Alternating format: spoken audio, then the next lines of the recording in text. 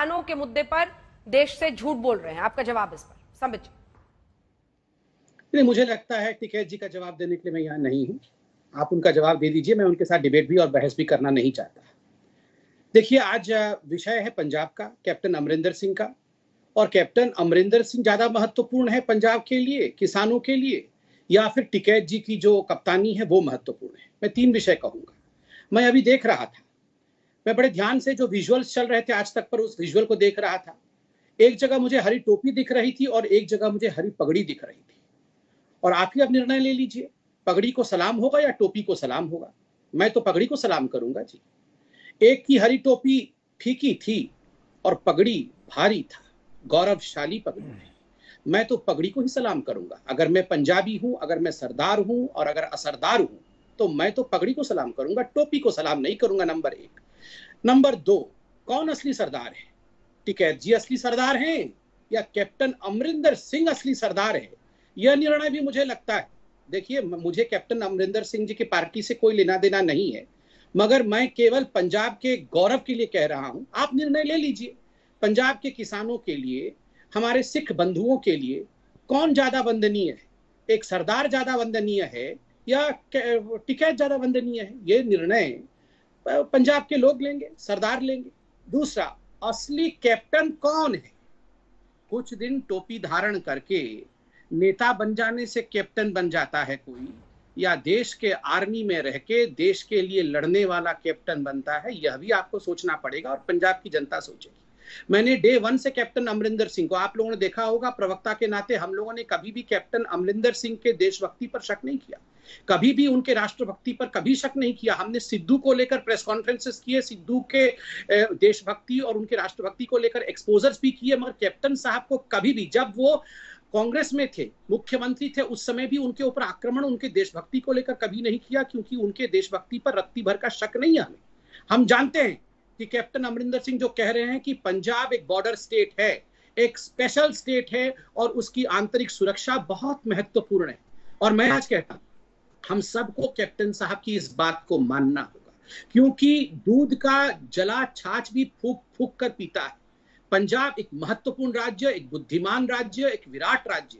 विगत वर्षों में किस प्रकार के हालात पंजाब में रहे हैं और खास करके पाकिस्तान के कारण जिस प्रकार के हालात रहे हैं वो हम सब ने देखे। हम कभी नहीं चाहेंगे कि वहां की आंतरिक सुरक्षा में किसी प्रकार का हनन हो। इसलिए असली सरदार कौन? आज ये प्रश्न मैं आज तक के माध्यम से पंजाब की जनता के सामने छोड़ता हूं। टिकैत असली सरदार या कैप्टन अमरिंदर सिंह असली सरदार?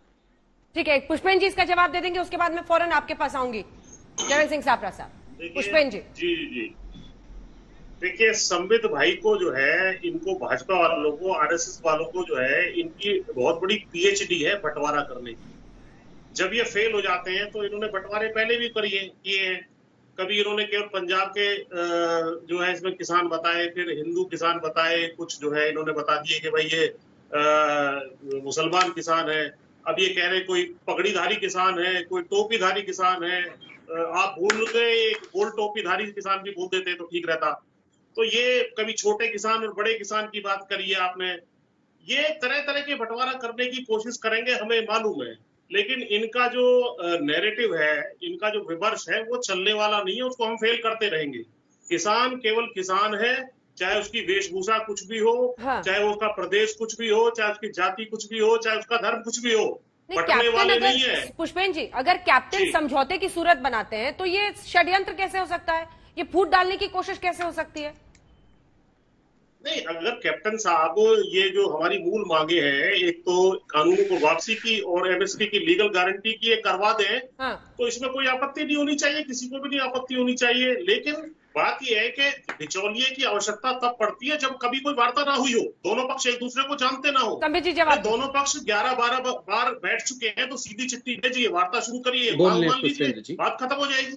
जी, आप लोग बात करते क्यों नहीं है सर किसानों से? देखिए, पुष्पेंद्र जी मेरे अच्छे मित्र भी हैं और मैं कभी पुष्पेंद्र जी के साथ बहस नहीं करता।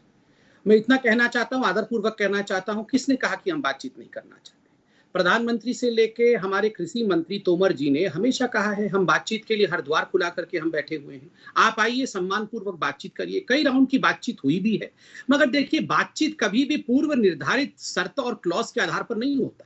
अगर आप कहेंगे कि केवल और केवल आप अगर तीनों कानूनों को रद्द करेंगे तभी जाके हम आएंगे, तो ये बातचीत नहीं होती है, ये तो होता है कंक्लूजन। बातचीत में पहले आप डिस्कस करते हैं, उसके बाद डिसीजन लेते हैं और कंक्लूड करते हैं। यहां तो पहले ही आप कह रहे हैं कि हम कंक्लूजन पे खड़े हैं कि तीनों कानून रद्द हो जाएंगे। तो अगर पुष्पेंद्र जी मैं पूरा कर लूं फिर आप बोलिएगा। देखिए, ये बार बार कहा गया है और मैंने भी टीवी के माध्यम से सुना है कि एक ही मांग है और हम एक ही विषय पे मानेंगे जब तीनों कानून रद्द हो जाएंगे। ये खुद टिकैत जी ने कहा है। नंबर एक, हमेशा भारतीय जनता पार्टी की सरकार ने कहा है हम बातचीत के लिए तैयार हैं। ऐसे में अगर कैप्टन अमरिंदर सिंह कहते हैं कि मैं समझौता कराऊंगा, मैं बेशर्त बातचीत करूंगा, देखिए मेरा कैप्टन अमरिंदर सिंह जी की पार्टी के साथ भारतीय जनता पार्टी का कोई लेना देना नहीं। कैप्टन साहब ने खुद आज ट्वीट किया है, मगर अगर वो समझौता कराना चाहते हैं, बेशर्त बातचीत करना चाहते हैं, आगे विषय को बढ़ाना चाहते हैं और समझौता चाहते हैं, यहाँ पर एनआरकी नहीं चाहते हैं, तो हम सबको स्वागत करना चाहिए।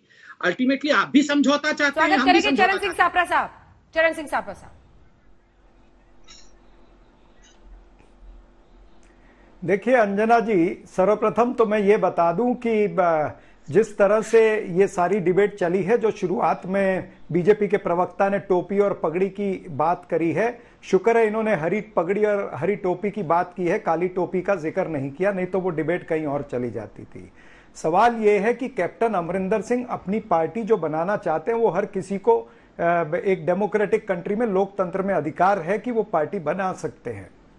लेकिन जब वो ये कहते हैं कि मैं अपनी पार्टी का गठजोड़ भारतीय जनता पार्टी के साथ कर सकता हूं, तो निश्चित रूप से फिर किसानों के रिएक्शन आपको नजर आते हैं। अभी आपने राकेश टिकैत जी का भी रिएक्शन देखा, पुष्पिंदर सिंह जी का भी रिएक्शन। उन्होंने खुलेआम कहा कि हमें बिचौलियों की जरूरत नहीं है। और ये क्यों ऐसा कह रहे हैं? क्योंकि भारतीय जनता पार्टी ऐसी पार्टी है जिसने 11 महीने से किसानों को नजरअंदाज किया, उनकी मांगों को नजरअंदाज किया। 600 से ज्यादा किसानों की मृत्यु हो गई है। लखीमपुर जैसी घटना हुई जिसमें किसानों को कुचला गया है। इन्हीं किसानों को मवाली कहा गया, टुकड़े टुकड़े गैंग, आतंकी, न जाने पाकिस्तान और चाइना के एजेंट, इस तरह से कई सारी बातें कही गई। और आज उसी पार्टी के साथ अगर कैप्टन अमरिंदर सिंह अपना गठजोड़ करना चाहते हैं, तो ये नजर आता है कि भारतीय जनता पार्टी जो है वो कैप्टन अमरिंदर सिंह को अपना एक लॉन्च